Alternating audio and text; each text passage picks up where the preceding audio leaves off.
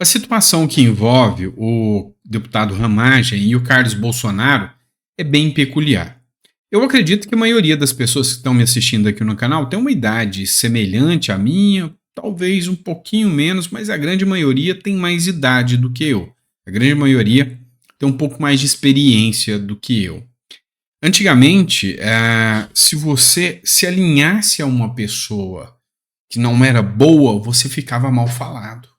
Então, se você tivesse uma moça e que ela tivesse problemas nos seus relacionamentos e outra moça fosse amiga dela, ela ficava mal falada. Se você tivesse aquele amigo que era usuário de drogas ou que fazia furtos, que era um bandidinho, e se você se alinhasse a ele, você ficava mal falado. Você era bandido também. Sabe o que está acontecendo com Bolsonaro e a família Bolsonaro? Eles estão vendo isso hoje. Então, você se aproximar da família Bolsonaro hoje é como você chegar perto de alguém que tem lepra. É como você chegar perto de alguém que vai te contaminar. E o detalhe aqui é que essa situação do Carlos Bolsonaro e do Ramagem mostram muito o caráter dos aliados deles. Estão fugindo tudo. Gente que outrora era totalmente alinhado ao Bolsonaro, ao bolsonarismo. Tinha gente que aparecia em live e falava: eu sou mito até morrer. Fugiu. Ganhou a eleição, alguns, outros nem ganharam a eleição, mas já foram saindo cada um para um canto. Opa, tá perigoso esse negócio. Pois é. Eu quero mostrar para vocês o que está acontecendo na prática. Vamos falar primeiro do Carlos Bolsonaro. O Carlos Bolsonaro teve aquela busca e apreensão, quase ninguém, nem Costa Neto, quase ninguém se manifestou sobre o Carlos Bolsonaro. Foram alguns da oposição, aqueles mais raízes mesmo, que se manifestaram, mas muitos deputados e senadores que foram eleitos na bandeira do mito, eu sou direita, sumiram. Tá complicado. O Costa Neto não se manifestou, não. Falou nada. Vamos lá. Em relação ao Ramagem, a mesma coisa. A ideia aqui é que algumas fontes ali do Congresso dizem que muitos desses, que eram os bolsonaristas raízes e que estão com seus mandatos lá, vão deixar o Ramagem para trás, vão abandonar o Ramagem. É a cara da política brasileira, infelizmente. E aí, o Lula está aproveitando tudo isso. O Lula está literalmente aproveitando isso para crescer cada vez mais a sua agenda ideológica. Olha só essa matéria do Globo. O chefe da BIM de Lula teve uma reunião fora da agenda com Ramagem. Então presta atenção. Só para explicar para vocês. O diretor-geral da Agência Brasileira de Inteligência, Luiz Fernando Correia, teve uma reunião em junho do ano passado com o deputado federal Alexandre Ramagem, investigado pela Polícia Federal por suspeita de integrar uma organização criminosa, blá, blá, blá, blá, blá, da Folha, da Globo, né? O que acontece? O diretor da Agência Brasileira, Luiz Fernando Correia, é aliado ao PT, porque está lá, é porque alguém pediu para ele estar lá. É um companheiro que pediu para colocar ele lá. Ele teve uma reunião com um deputado. Quantos deputados ele não deve ter participado em reuniões durante todo esse período? O Ramagem não tem ligação nenhuma com isso, mas só teve uma reunião com ele. Lula quer tirar o cara, se sentiu traído. Por quê? Porque esteve com o leproso do Ramagem. Mas aí é muito cômodo para o Lula. Agora, ele vem e coloca um cara como o Dino, um cara totalmente mesmo alinhado ideologicamente com o PT, aquele tipo que tem bafo de comunismo. É isso. Então, o que acontece? Eles estão aproveitando todas as brechas, e aí a opinião pública está acreditando nessas narrativas todas que eles dizem e esquecem os assuntos de antigamente. Eu já lembrei para vocês aqui um monte de vezes. Gente, e as escutas do Lula lá no STF? Não vai ser tratado da mesma forma? Já prescreveu? Como é que funciona? Por porque o Lula teve que recompor a cúpula da BIM e a espionagem que aconteceu lá naquela época. Por que agora é diferente? Porque é o Bolsonaro. É o Bolsonaro. O general Heleno, ele foi intimado pela Polícia Federal para depor no caso da BIM paralela. Não teve busca e apreensão, ninguém foi na casa dele. Afinal, o general Heleno não apresenta risco. Ele não participa de live, que dá muita gente. Ele não apresenta riscos como o Ramagem apresenta. Afinal, o Ramagem, ele está querendo ser candidato do Rio de Janeiro. E isso é muito risco. O Carlos Bolsonaro, provavelmente, se candidatar a senador, ganha. Isso é muito risco. General Heleno, não. General Heleno já não quer saber de política mais, já pendurou as chuteiras. Chama ele para falar que chamou algum dos militares, mas não vai dar em nada. Afinal, ele ainda é militar. Quantos militares você viu punidos? Né? Foram poucos. Vamos lá. Notícia internacional. Estados Unidos voltou a aplicar sanções à Venezuela após perda de direitos de opositora. A Maria Corina é a principal opositora do Maduro. E o que eles fizeram lá na Argentina? Corta relações, porque ela é opositora, não pode concorrer, eleições não são justas e limpas. O que os Estados Unidos falou? Vamos cortar relações comerciais com a Venezuela. E aí tem um ponto interessante aqui. Os esquerdistas, os comunas da vida, olha só, eles dizem que os Estados Unidos é um mal imperialista que não vale nada e que o negócio é a estatização, é o Estado gordo e grande ali, nada de negociar com outros países. Mas, quando os Estados Unidos falam, meu amigo, eu não vou negociar com você mais. Aí a pobreza da Venezuela é por culpa das sanções que os Estados Unidos impõem. Sabe? Assim, é um discurso tão ridículo. E o ponto que eu falo é, vai lá, tudo bem. Daqui a pouco o Trump tá chegando. E a hora que o Trump chegar, será que vai cortar relações comerciais com o Brasil também? Porque o maior opositor do Lula é inelegível. Será que o Trump, a hora que ele chegar, vai fazer o que o Biden não tem coragem? Porque o Biden é bem seletivo, tá? Bem seletivo com quem ele critica.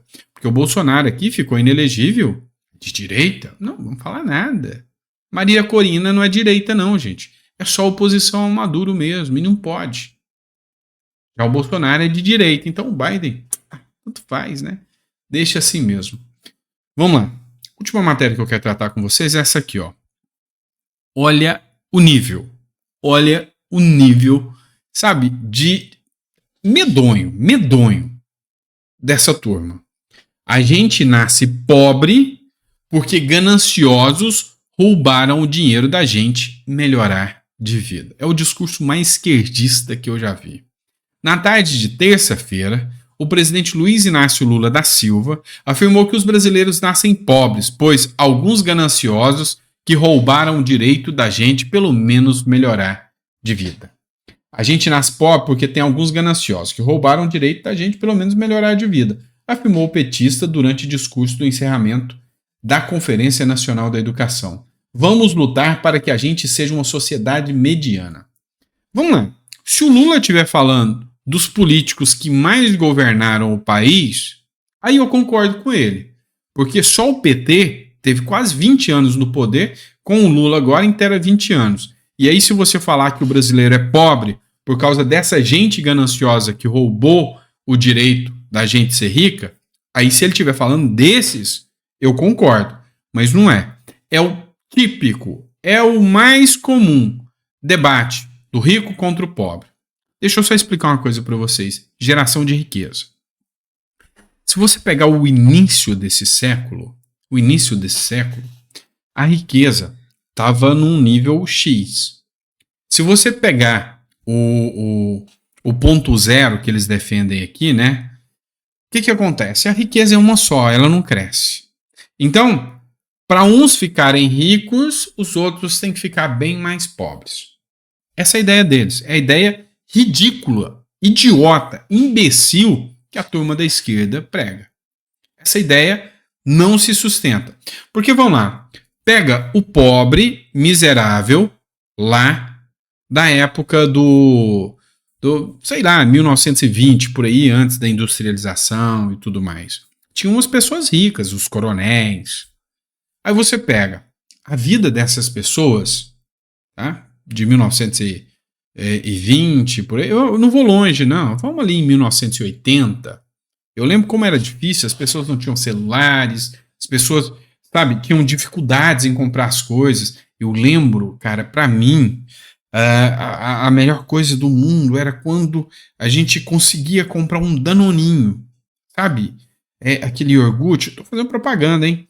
O Danoninho, cara, aquilo ali, a sensação de comer aquilo era como comer algo assim, um manjar dos deuses. Por quê? Porque aquilo ali era uma vez no mês, uma vez a cada 6 meses.